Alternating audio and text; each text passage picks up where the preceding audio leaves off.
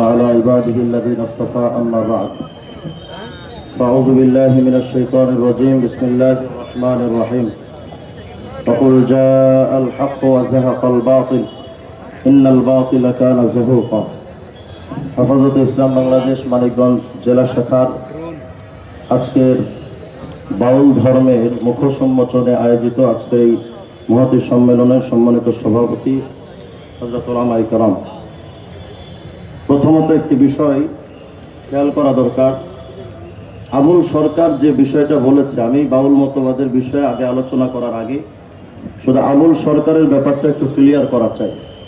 সে যে বলেছে যে আল্লাহ তাআলার কথার আগামাথা নাই, এই বিষয়গুলো আমাদের বাংলাদেশে খুব প্রতিবাদ হচ্ছে, কিন্তু এটার জবাব আমরা পাচ্ছি না।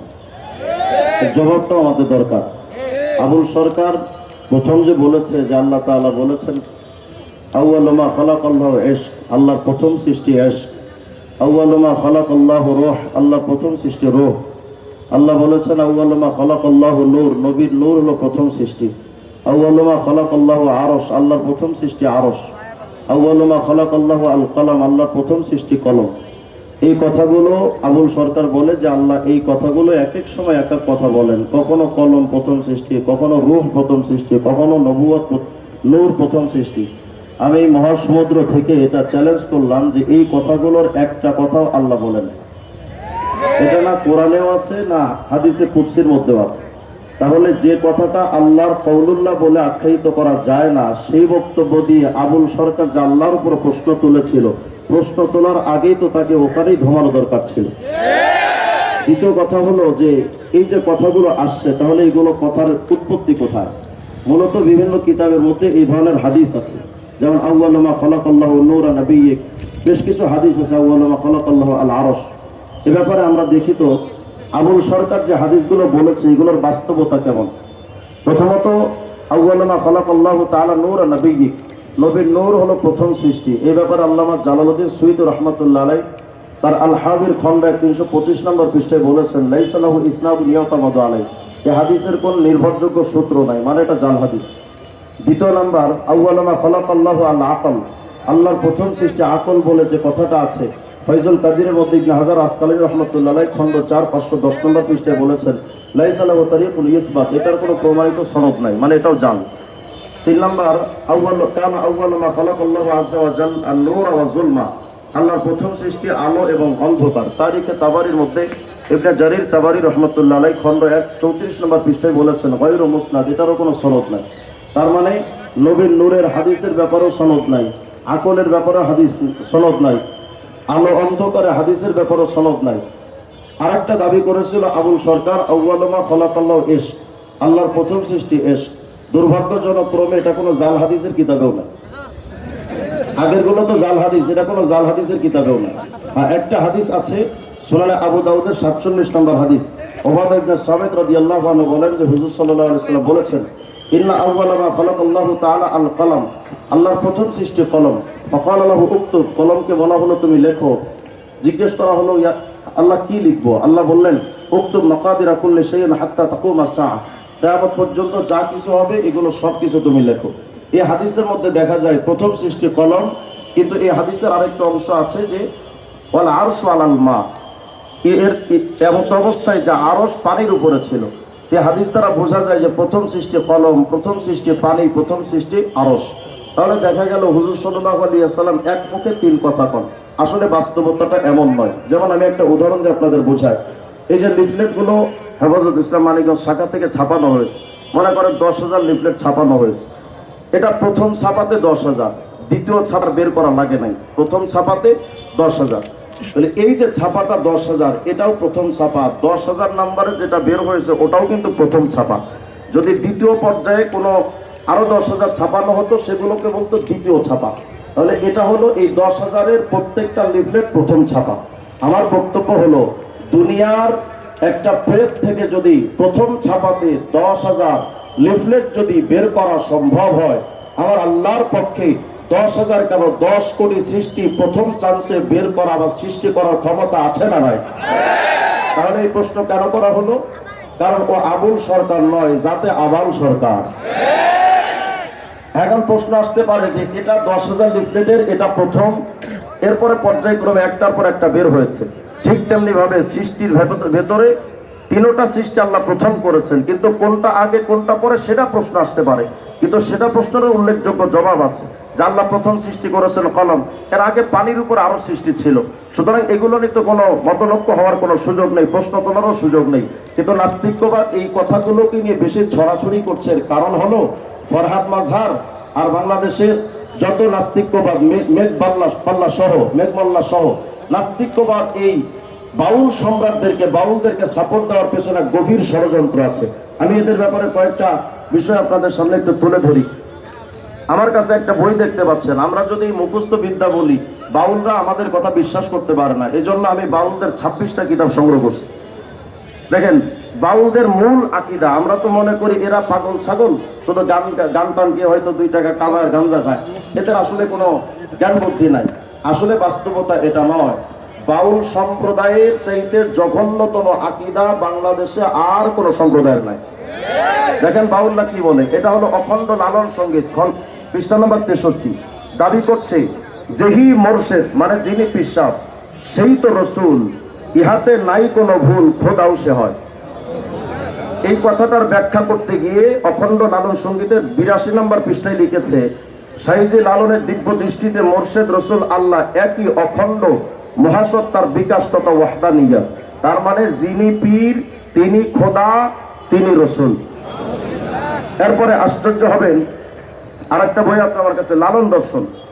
এই লালন দর্শন বইয়ের 129 নম্বর পৃষ্ঠার মধ্যে লালন তাদের দাবি হলো, আমরা তো মনে করি যে লালনরা কোরআন শরীফ মানে, কিন্তু লালনরা কোরআন মানে কিন্তু আমাদের কোরআন মানে না।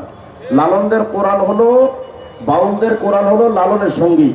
দেখেন তারা লিখেছে লালন দেহ কিতাব, সাইজির বাণী জাগ্রত কোরআন।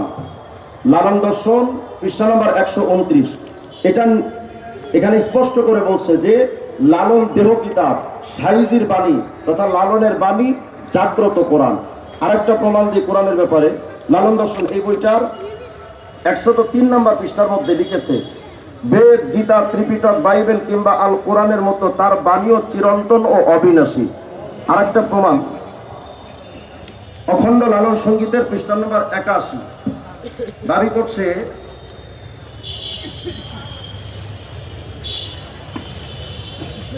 তাদের বক্তব্য হলো ফকির লালন সাহেব মুক্ত ছন্দ মহাসমুদ্রের মতো চির প্রবাহমান সত্য, যা অখণ্ড এবং সর্বব্যাপ্ত কোরআন। তার মানে লালনদের বাউলদের মূল থিম হলো লালনের গানগুলো, তার বক্তব্যগুলো হলো কোরআন। আগের বক্তব্য থেকে জানলাম যে তাদের দাবি হলো যে লালন তথা যত গুরু আছে পৃথিবীতে সমস্ত পীর এবং গুরুরা হলো আল্লাহ এবং রসুল। আশ্চর্য হলেও সত্য, লালনদের আরেকটা বক্তব্য হলো, আমরা তো মনে করি শুধু গুরুদেরকে ওরা খোদা মনে করে। এই লালন দর্শন বইয়ের 103 নম্বর পৃষ্ঠার মধ্যে গিয়ে তারা লিখছে, লালনকে কোনো ঐতিহাসিক ব্যক্তিত্ব রূপে ধরে নিয়ে আমরা এগোতে পারি না। আমাদের কাছে তিনি চিরন্তন, শাশ্বত এবং মূল সত্তা, মানে লালনই খোদা। এরপরে আরেকটা প্রমাণ দিই, তাহলে আমরা প্রথম প্রমাণ পেলাম লালন খোদা, লালনের বাণী কোরআন। আরেকটা প্রমাণ দেখি অখণ্ড লালন সঙ্গীত এই বইটার 57 নম্বর পৃষ্ঠার মধ্যে লালনদের বক্তব্য, আমরা মনে করি তারা ইসলাম মানে। দুর্ভাগ্যজনক ক্রমে বাউলরা নিজেরাও দাবি করে না যে তারা মুসলমান, কিন্তু আমরা জোর করে তাদেরকে মুসলিম বানাচ্ছি। অখণ্ড লালন সঙ্গীত বইয়ের মধ্যে 57 নম্বর পৃষ্ঠার মধ্যে লিখেছে, আমরা তো লাউদ নাজালা মুসা, এই জামানায় যদি মুসা নবীর আগমন হয়, জামে সগীরের হাদিস, তোমরা যদি মুসা নবীকে মানতে শুরু করো, তারা তুমনি আমি মুহাম্মদকে বাদ দিয়া লা গলান্তুম, অবশ্যই তোমরা পথভ্রষ্ট হয়ে যাবে। তাহলে রাসূল আরবীর সিদ্ধান্ত হলো আমাদের নবীর পরে আর কাউকে নবী মানা যাবে না। কিন্তু বাউল মতবাদের লালন বলে মোরশেদ যা ইশারা দেয় বন্দেগীর তরিক সেই হয়, কোরআনে তা সাফ লেখা রয়, আবার অলি দরবেশও তারাও কয়। এই গানের ব্যাখ্যা করতে গিয়ে নিচে লিখেছে, মোরশেদ রূপে আল্লাহ, মানে যিনি পীর উনি তো মূলত আল্লাহ, ওদের বিশ্বাস বলে মোরশেদ রূপে আল্লাহ যার জন্য যে সাধন পদ্ধতি দান করেন সেটাই তার জন্য পালনীয় অপরিহার্য ধর্ম বিধান বা শরীয়ত। মানে ইসলাম ধর্ম তাদের শরীয়ত নয়, তাদের শরীয়ত হলো তাদের গুরুরা যে কথা বলবে সেটাই হলো শরীয়ত।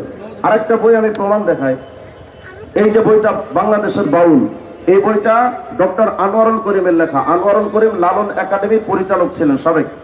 এই আনোয়ারুল করিম তার এই বইটার মধ্যে 22 নম্বর পৃষ্ঠা, 22 এবং 23 নম্বর পৃষ্ঠায় যে গভীর বিষয়টা লিখেছে, এটা শুনলে তো আমাদের মাথা খারাপ হয়ে যাবে যে এরা কত বড় ইসলাম বিদ্বেষী এবং কত বড় ইসলামকে বিকৃতকারী। এই বইটার 22-23 নম্বর পৃষ্ঠায় লিখতেছে, এরা লালন ফকিরকে নবী হিসেবে দাবি করে জেলা ম্যাজিস্ট্রেট কুষ্টিয়া কোর্টে মামলা করেছে।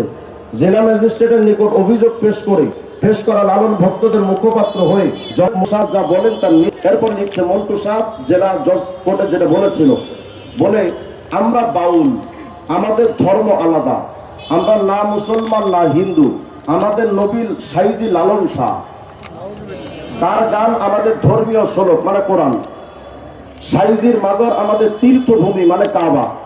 আমরা যারা তার ভক্ত, আমরা সকলে এক বিশেষ নিয়মে ভেদ গ্রহণ করি। আমাদের সৃষ্টি নেই মানে বিবাহ নেই, সন্তান জন্ম নেই, আমাদের গরুই রসুল, আমরা আলাদা একটি জাতি, আমাদের কালেমাও আলাদা, লা ইলাহা ইল্লাল্লাহ লালন রাসূলুল্লাহ। বলেন, যারা নিজেদেরকে ইসলাম ধর্মের মানুষই মনে করে না, তাদেরকে আমরা যদি মুসলমান বলি, তাহলে এটা তো আমাদের পক্ষ থেকে নতুন আগ বাড়িয়ে তাদেরকে স্বীকৃতি দেওয়া। আমাদের বক্তব্য হলো, তারা যে দাবি করে তারা মুসলমান নয়, আমাদের স্পষ্ট দাবি, তোরা যেহেতু মুসলমান নও, সুতরাং এই বাংলাদেশে ইসলামকে ব্যবহার করে, আল্লাহ এবং রসুলকে ব্যবহার করে, শরীয়তের কোন বিধানকে নিয়ে, আল্লাহ এবং রসুলের নাম নিয়ে বাংলাদেশে কোনো বাউল সঙ্গীতের আয়োজন করতে দেওয়া হবে না। যেহেতু তারা মুসলমান নয়, তারা এই বাংলাদেশের সংখ্যালঘু হয়ে বাঁচবে, ইসলামের কোনো ব্যাপার তাদেরকে গ্রহণ করতে দেওয়া হবে না।